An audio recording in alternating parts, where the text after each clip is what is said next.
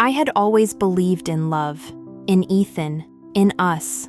Our life together felt perfect, like a dream unfolding in our cozy apartment in New York City.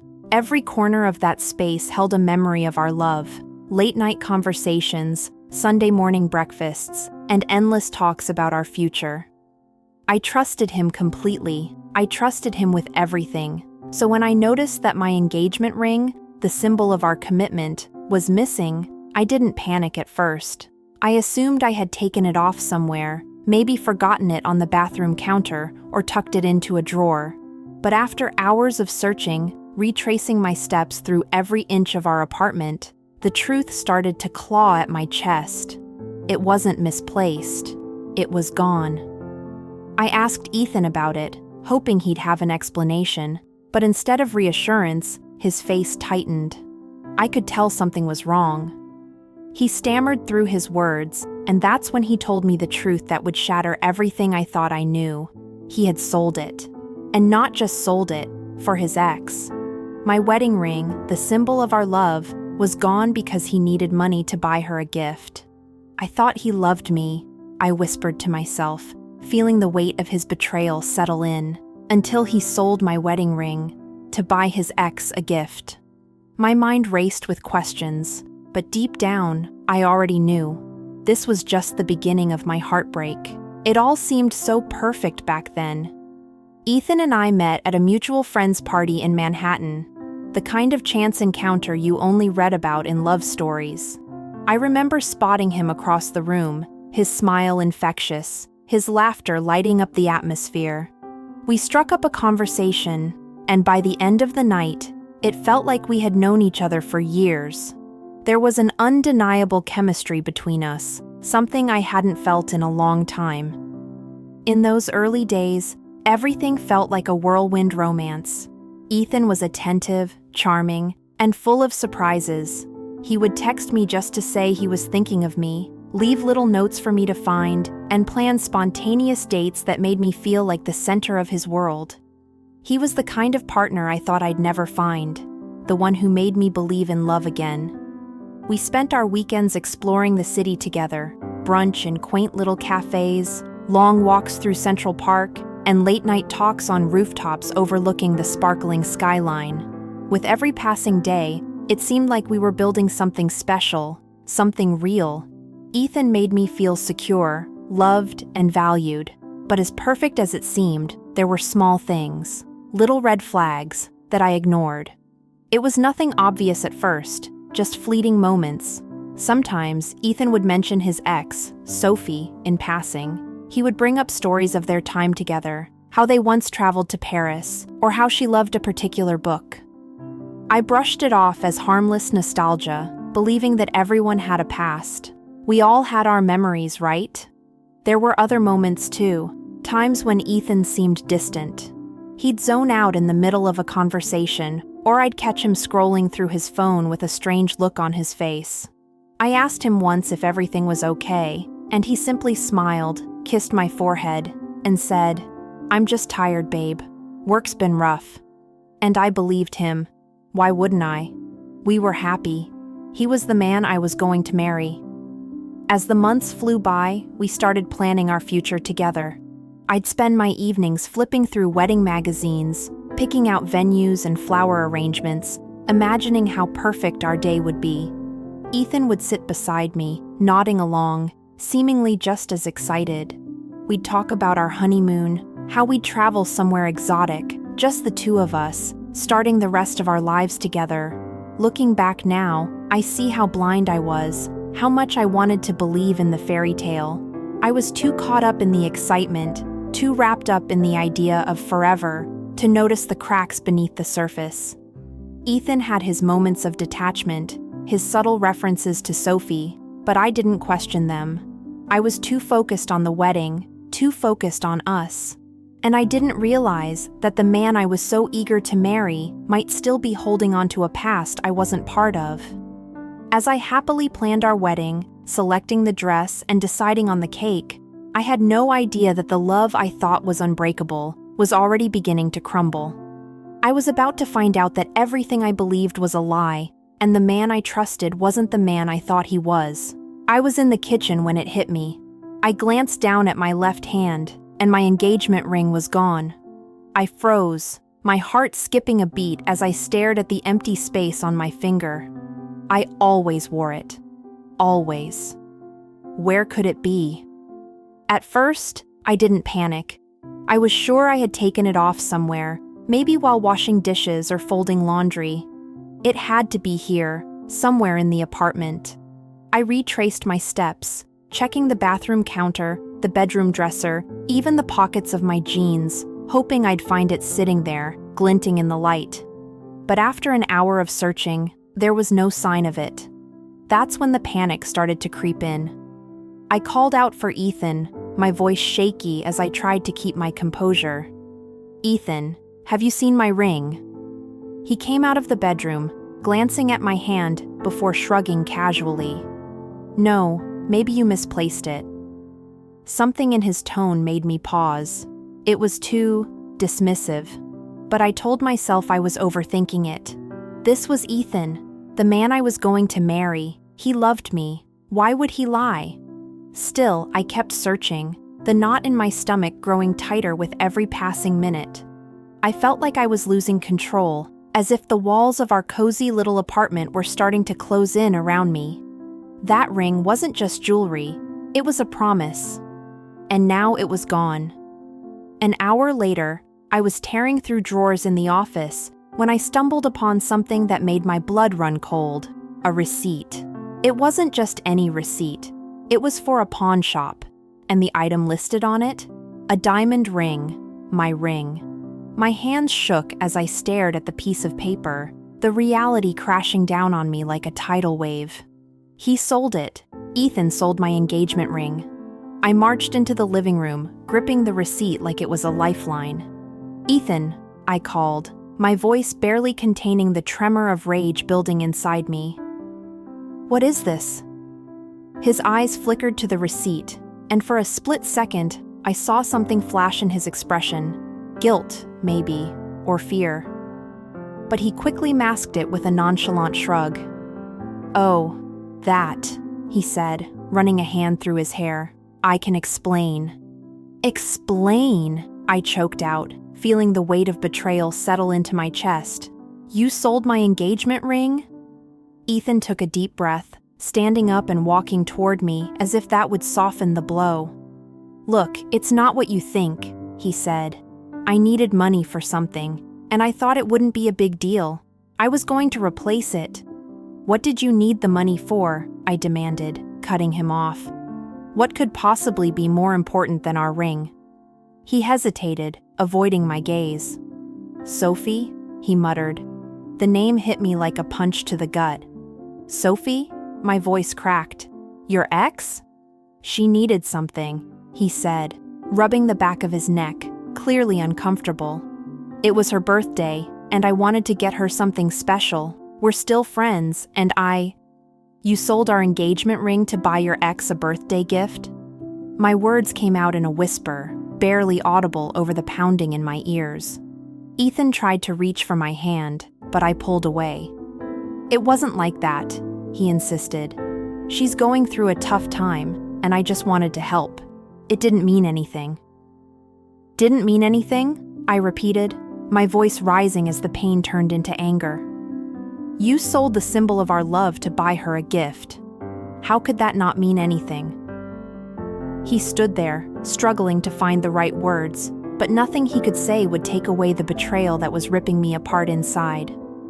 My hands shook as I backed away, unable to look at him. "You've destroyed everything," I said, my voice breaking. "Everything." Ethan looked panicked, his eyes wide as he tried to close the distance between us. "I made a mistake," he pleaded. "I'll make it right, I swear." But it was too late. I was already broken. "How could you do this?" I asked, my voice barely above a whisper, as I stood in the middle of our apartment, holding the pawnshop receipt in my trembling hand. Ethan sat on the couch, his expression shifting between guilt and frustration. "I didn't think it would be that big of a deal," he muttered, running a hand through his hair. Sophie and I are just friends. I didn't think you'd get so upset over a ring." "A ring?" I repeated, my voice breaking as I stared at him in disbelief. "It wasn't just a ring, Ethan. It was our ring, a symbol of the life we were supposed to build together. And you sold it? For her?" He sighed, as if this whole situation was just an inconvenience for him, something that could be smoothed over with a few words. "It's not like that," he said, shaking his head. "Sophie was going through a tough time, and I wanted to help her out. It wasn't meant to hurt you." "But it did," I whispered, my chest tightening as the full weight of his betrayal settled in. "You sold something that meant the world to me, and you did it behind my back. How am I supposed to trust you after this?" He stood up, walking toward me, but I stepped back, holding up my hand to stop him. "Look, I know I messed up," he said, his voice softening, "but it wasn't because I don't care about you. I was just trying to be a good friend." "A good friend?" I scoffed, feeling the anger bubbling up inside me. "Ethan, this isn't about being a good friend. You didn't just buy her a coffee or give her advice. You sold our engagement ring to get her a birthday gift. You didn't even ask me, didn't even consider how I'd feel." Tears stung my eyes as I recalled the day Ethan gave me the ring, the way he had smiled when he slipped it onto my finger, promising me a future together. I had believed him. I had believed that we were building something special, that we were going to spend the rest of our lives together. But now, standing here, I couldn't help but wonder if everything had been a lie. If he could do something like this, so casually and without remorse, what else had he hidden from me? Had he ever truly loved me the way I loved him? Or was I just a placeholder, a second choice while he held on to feelings for Sophie? Ethan sighed again, taking another step closer. "I made a mistake, okay? I know it was stupid, but I didn't mean to hurt you. Please, just give me a chance to fix this." I looked at him, trying to find the man I had fallen in love with, the man who had promised me forever. But all I could see now was someone who had betrayed me in the worst way. Someone who had taken something precious from me and treated it like it was disposable. "I don't know if I can," I said, my voice trembling. "You broke my trust, Ethan. I don't know if I can forgive that." He reached for my hand, but I pulled away, needing the distance between us.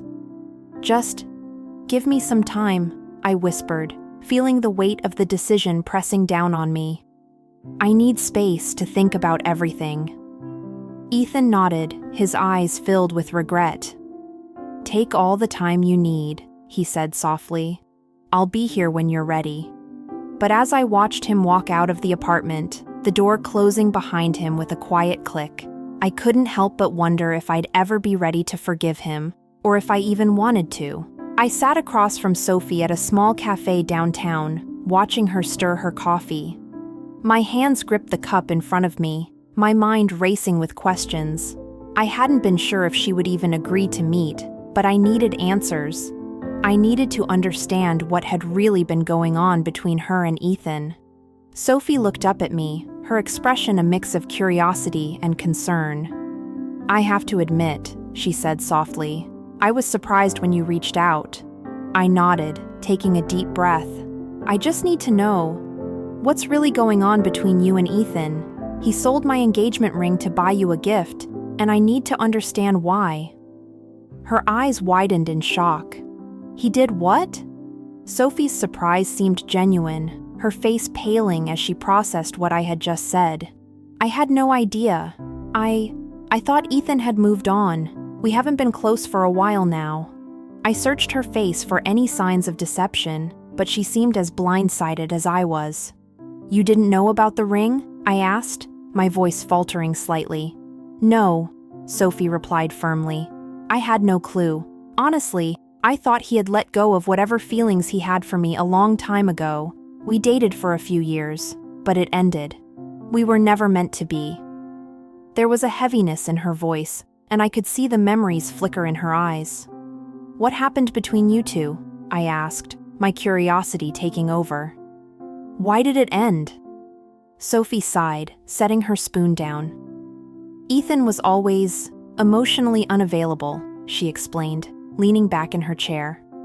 When we were together, I always felt like he was holding something back, like he couldn't fully commit. We fought about it constantly, and in the end, I realized I was holding on to someone who couldn't love me the way I needed to be loved. So, I broke it off. I sat in silence, absorbing her words. Emotional unavailability. It suddenly made so much sense.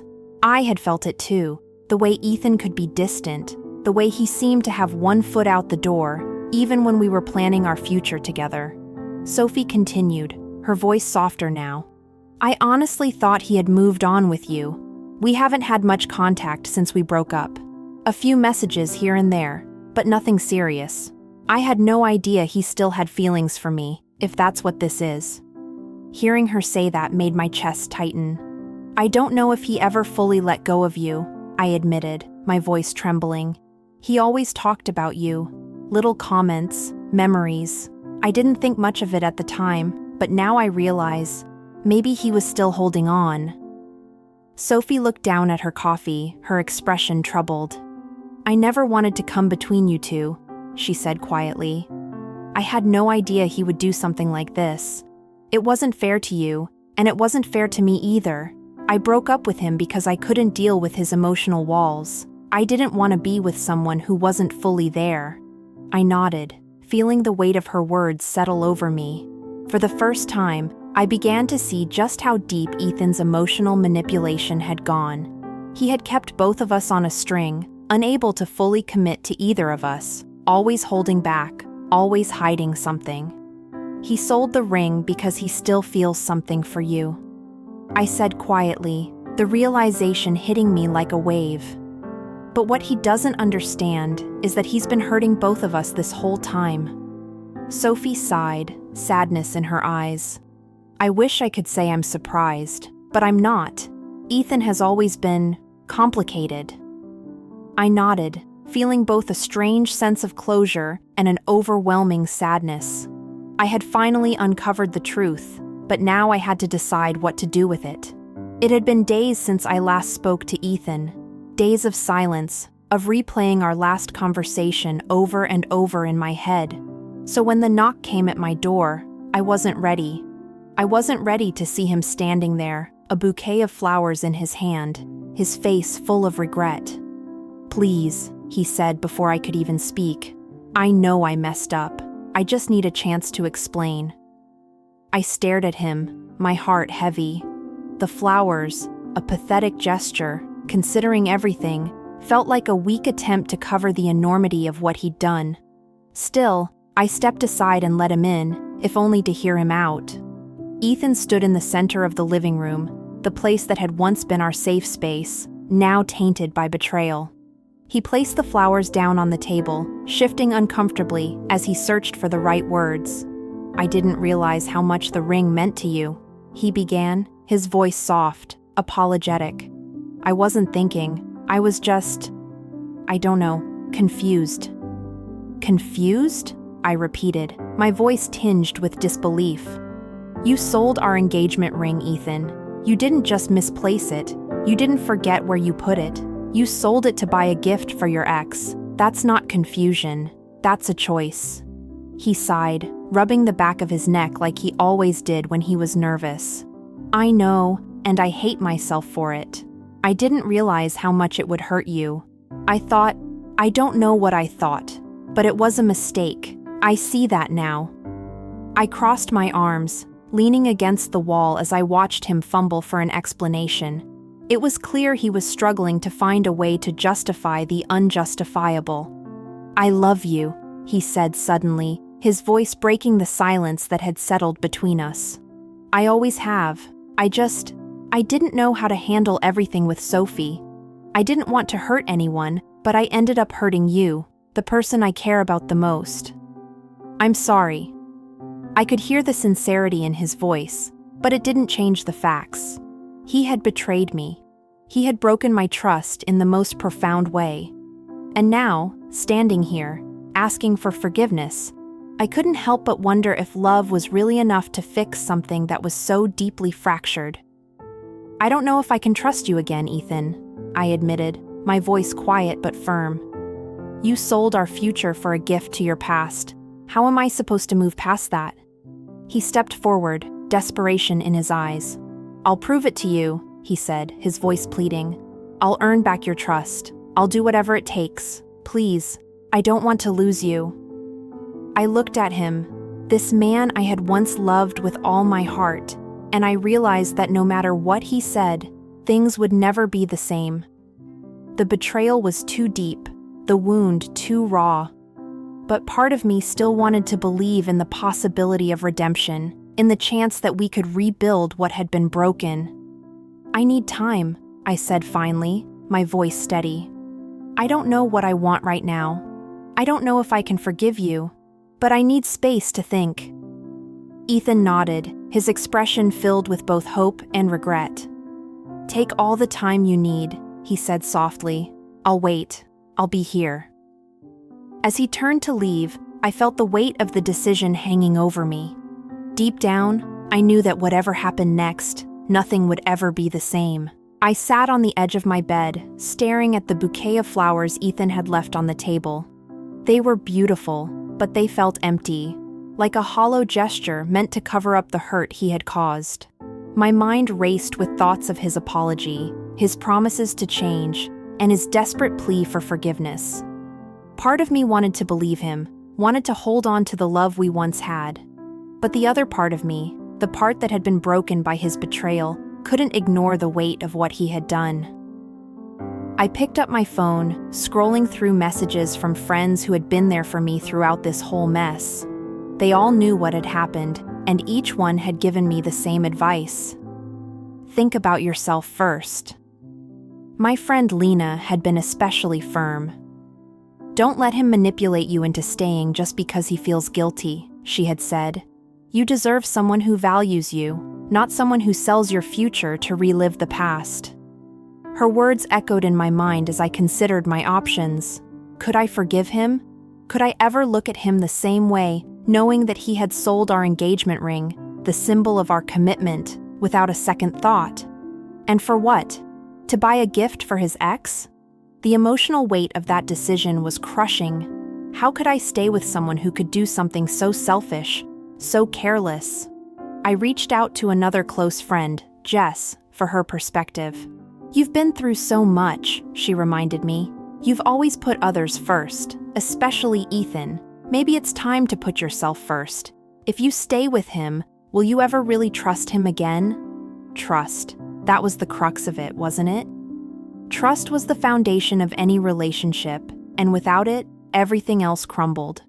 I had trusted Ethan with my heart, my future, and he had thrown it all away with one reckless choice. Could I ever trust him again? And if I couldn't, what kind of relationship would we have? I knew deep down that I couldn't ignore what had happened. Forgiveness wasn't just about moving on, it was about rebuilding. And I wasn't sure that could happen between us. No matter how much I wanted to believe in his remorse, no matter how much I wanted to believe that things could go back to the way they were, the truth was that something fundamental had changed. The innocence of our love was gone, replaced by doubt and mistrust. I thought about my worth, about everything I had done to make this relationship work. I had given Ethan my time, my energy, my love, and in return, he had sold something that symbolized our future together. I deserved better. I deserved someone who would cherish me, who would value what we had, and who would never make me feel like I was a second choice. With a deep breath, I stood up, feeling a sense of clarity wash over me. I knew what I had to do. I couldn't stay in a relationship where trust was broken, where the hurt outweighed the love. I needed to prioritize my own happiness, my own future, and that future didn't include Ethan. I reached for my phone, typing out a message to him. We need to talk. It was time to confront him with my decision. I didn't know what his reaction would be, but I knew that whatever happened next, I was choosing myself. We met at a quiet park, the kind of place where the world feels a little more still. The sun was beginning to set, casting a soft glow over the trees, but the warmth I once felt standing next to Ethan was gone. Now it was just the two of us, separated by a silence heavy with unspoken truths. Ethan stood there, looking hopeful, as if my text, "We need to talk," was a lifeline. I could see the regret etched into his face, the weight of his mistake hanging over him. But this conversation wasn't about giving him another chance. It was about giving myself closure. "I've been thinking a lot," I began, my voice steady, though my heart was racing. "About everything." He nodded, taking a step closer, but I held up my hand, stopping him. "Ethan, I loved you," I said, the words catching slightly in my throat. "I loved the life we were planning, the future we were building. But when you sold that ring, our ring, you didn't just make a mistake. You showed me that our relationship didn't mean as much to you as it did to me." Ethan's face twisted with desperation. "I know I hurt you, and I've been kicking myself every day since, but I swear, it wasn't about not valuing us. I was confused. I was trying to help Sophie, and I lost sight of what mattered. But I love you. I want us to work." I took a deep breath, feeling the weight of his words. I had played this moment out in my mind so many times, imagining what I would say, how I would feel. But now that it was happening, I felt calm. Not angry, not heartbroken, just calm. Because I knew what I needed. "I understand that you're sorry," I said, my voice firm but kind. "But this isn't just about the ring. It's about trust and how you broke it. You didn't think about me when you made that choice. You didn't consider how much it would hurt me, how much it would damage what we had. And I can't be in a relationship where I have to question whether I matter." Ethan's eyes pleaded with me, but I could see the realization starting to set in. "So, what are you saying?" "I'm saying that I can't forgive this," I replied, my heart steady. "I deserve someone who values me and the life we're building together. Someone who doesn't sell away our future for the past." He opened his mouth to speak, but I wasn't done. "I'm choosing myself, Ethan," I said, feeling a sense of empowerment surge through me. "I'm choosing my happiness, my future, and I'm moving on." The silence between us stretched out, but this time, it didn't feel suffocating. It felt like closure. I could see the hurt in his eyes, but I also saw understanding. He knew it was over. "I'm sorry," he whispered, his voice barely audible. "I know," I replied softly, but I didn't linger on the words. I had already made my decision, and nothing would change it now. Without waiting for another word, I turned and walked away, the sound of my footsteps on the gravel grounding me in the moment. Each step I took felt lighter, freer, as if I was shedding the weight of the past and embracing the future ahead of me.